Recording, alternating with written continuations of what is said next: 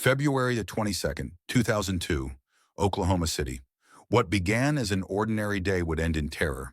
In just hours, two people, unconnected, innocent, would be dead. Inside a modest apartment, a mother was confronted by a man kicking down her door. She never stood a chance. And across town, a hard-working store clerk was ambushed behind the counter, his life brutally cut short before flames consumed the scene. Both crimes tied together by one name: Michael Dewayne Smith. A young man with anger in his heart, a gun in his hands, and revenge on his mind.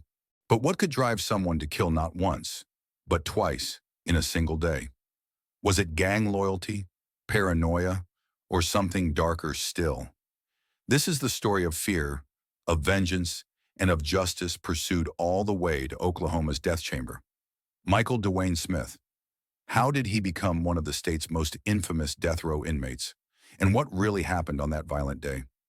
Before the police sirens, before the prison gates, there were two people whose lives mattered. Two people whose stories deserve to be remembered.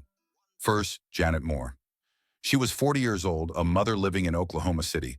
Friends and neighbors described her as protective, kind, the sort of woman who kept her family close. She was the anchor of her household, someone who put others before herself.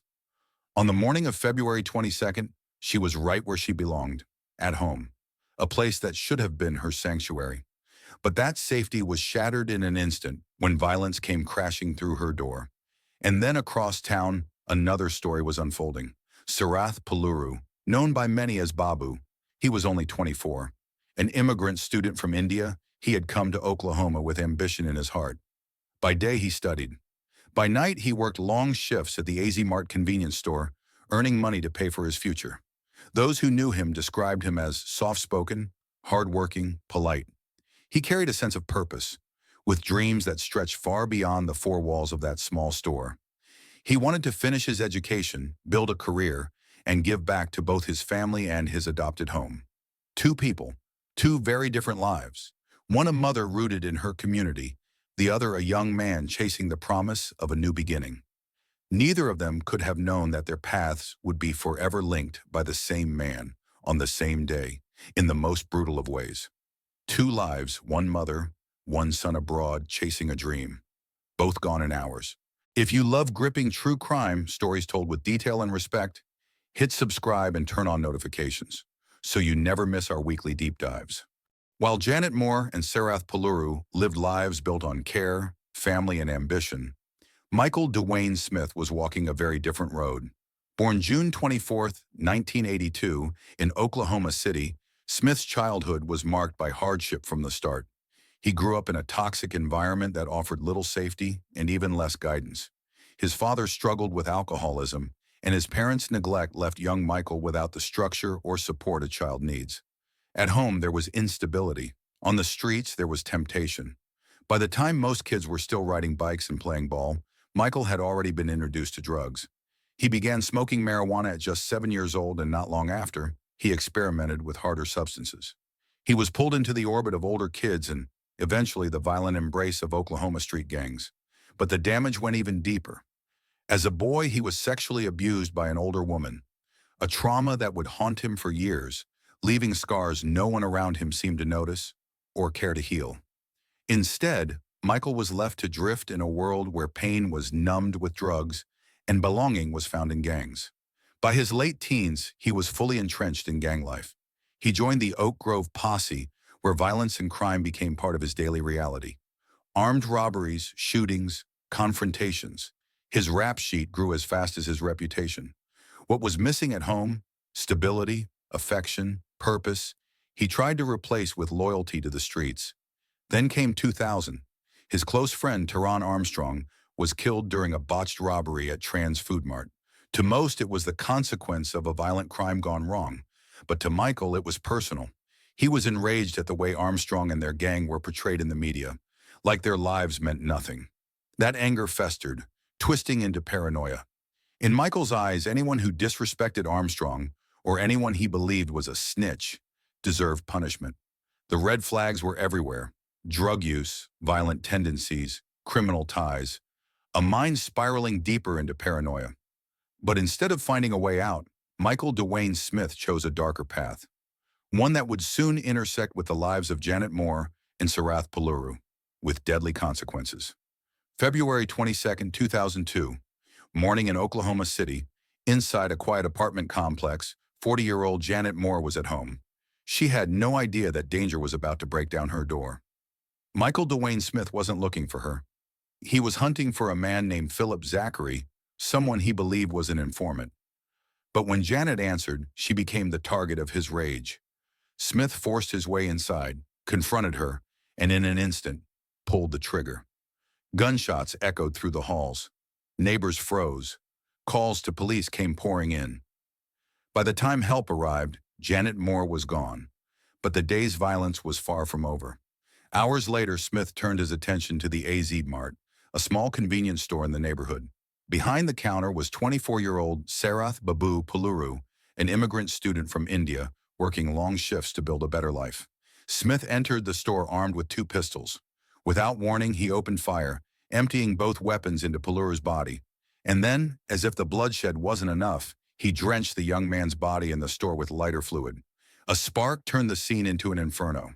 Flames devoured the aisles. By the time firefighters fought through the blaze, the horror inside was undeniable. 2 innocent lives taken within hours. A mother at home, a student at work. The city reeled in shock. Who could unleash such terror? And why? The killings of Janet Moore and Sharath Pulluru sent shockwaves through Oklahoma City. Detectives immediately began piecing together what little they had. At Janet's apartment, they found forced entry, shell casings, and terrified neighbors who had heard the rapid gunfire. At the A to Z Mart, the crime scene was a nightmare. Charred shelves, burn patterns across the floor, and ballistic evidence among the ashes. 2 different locations, 2 different victims, but the violence pointed to the same hand. As investigators dug deeper, one name began surfacing again and again: Dewayne Smith. Known to police for his ties to the Oak Grove Posse gang, known for threatening so-called snitches, and on the very day of the murders, witnesses reported seeing him bragging, almost boasting, about what he had done. Detectives brought him in for questioning. At first, Smith flatly denied everything. He shook his head, claimed he knew nothing. But as the hours wore on, the pressure mounted. Eventually, in a moment both chilling and definitive, Dewayne Smith confessed on videotape. In cold detail, he described how he forced his way into Janet Moore's apartment, looking for a man he thought had betrayed his friend, and how, later that night, he walked into the AZ Mart with 2 pistols, emptied them into Sharath Pulluru, and set the store on fire. His words were as haunting as the crimes themselves. Snitches need to be dead. The case that had left a city in fear suddenly had a face. The question now wasn't who. It was whether justice could ever be enough. September 2003, the Oklahoma County Courthouse became the stage for one of the city's most closely watched murder trials. On one side, the prosecution laid out a chilling picture of cold-blooded violence. They highlighted Smith's taped confession, his brazen words, "Snitches need to be dead," and the devastating arson meant to destroy evidence. Prosecutors argued that this was no impulsive act, but deliberate murder fueled by anger and gang loyalty. The defense, however, tried to paint a different picture. They pointed to Smith's long history of drug use, claiming he was intoxicated and mentally unstable on the day of the killings. They urged jurors to consider his traumatic childhood, his broken environment, and pleaded for his life to be spared. Witnesses took the stand: friends, neighbors, and police investigators. They testified about Smith's gang connections, his threats against informants, and the boasts he made in the hours after the murders. Each testimony chipped away at any doubt. And then came October 14, 2003. After weighing the evidence, the jury delivered its verdict: guilty of both murders. Their recommendation: death. Inside the courtroom, there was no joy, no relief, only silence as the reality sank in. 2 families would never see their loved ones again, and one man's life was now set on a path toward Oklahoma's death row. The jury had spoken, and soon after, the judge made it official. Dewayne Smith was sentenced to die, receiving not 1 but 2 death sentences for the murders of Janet Moore and Sharath Pulluru. On top of that, he was handed decades more for burglary, robbery, and arson. But the story didn't end there. In 2004, prosecutors secured another conviction, this time for the 2001 killing of Otis Payne Jr. For that crime, Smith was sentenced to life in prison. By then, the pattern was undeniable.